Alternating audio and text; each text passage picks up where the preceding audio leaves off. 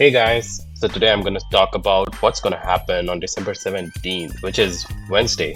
So, Wednesday, you can see it is kind of a transition day. The market is digesting Tuesday's moves and positioning for the major CPI release, which is going to come ahead.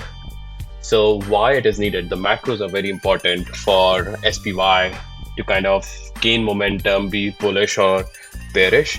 So, what people are expecting so people are expecting on Thursday, there is a lot of decisions to be made, which is the very first thing that you should be looking for is the core inflation. The CPI tells us a lot of things.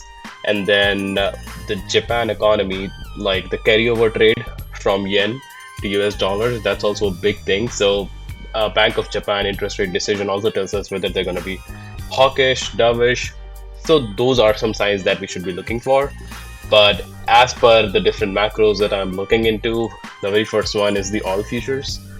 So the oil futures are kind of dipping.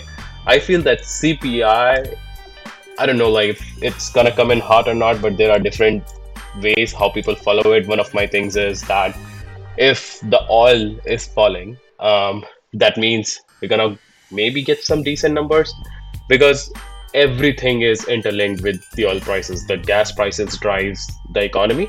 Like wherever you are going, transportation, what different costs exist. So it depends on the gas overall. So we look good over here. Other thing is that your track is gold. Gold is kind of reaching the all-time highs again. That's something that people are still kind of worried about what US dollar positioning might look like. So gold is like a most safest bet with Bitcoin dipping and all of that happening. So like everyone is so concerned upon gold. I don't know if it's gonna dip in future, but there is a trend which it goes on. So there is some different macros, right? So like these are something people track. So like mostly macros I'm tracking that. I think there are a couple of Fed speakers which are speaking on Thursday, but we don't see it over here. So okay. But so yeah, that is there.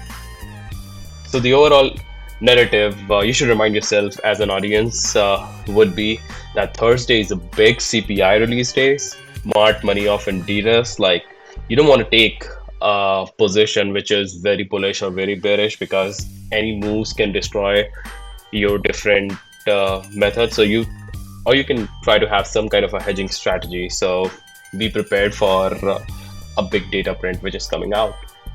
All right.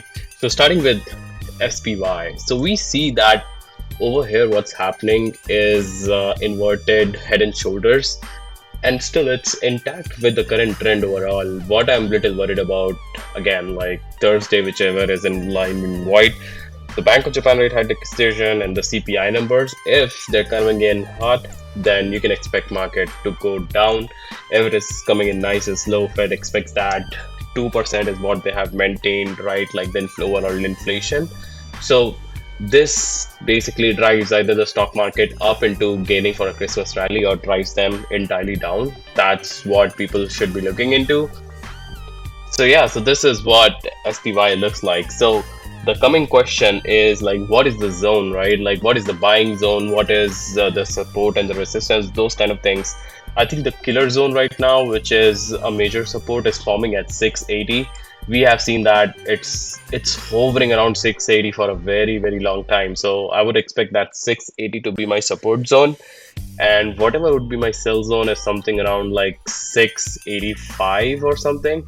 Because remember that tomorrow is not a major positioning day. It's just about a transition. I know that it's gonna go up a little bit, so expect like 685 or something, but that would be my selling zone. Like whatever positions I have, I just end it at 684. So that's what 684, 85, or you can go up to like as per your risk basis to 688 as well. Like doesn't matter, but still like be careful unless you want to carry over the trade over past to the volatility session, which is the CPI numbers. So that is there. So how does the options change look like? You can look into it that we have a very, very high put call open interest ratios like 1.87, which is huge. And again, we see that so many puts and along with the expiries, like what people are targeting, that's huge, to be honest. But there could be different hedges that people are making. So, but still, the people are expecting more downside moves rather than upside moves. So that keep in mind.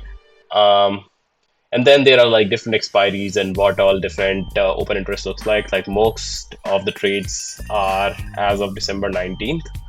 So that is, I think, a major day where you can see a lot of moves happening due to end of expiry. But overall, what people are thinking that we're gonna move down, but ultimately time tells and the CPI print tells. Thank you so much for watching this video, and you guys have a great day. Thank you.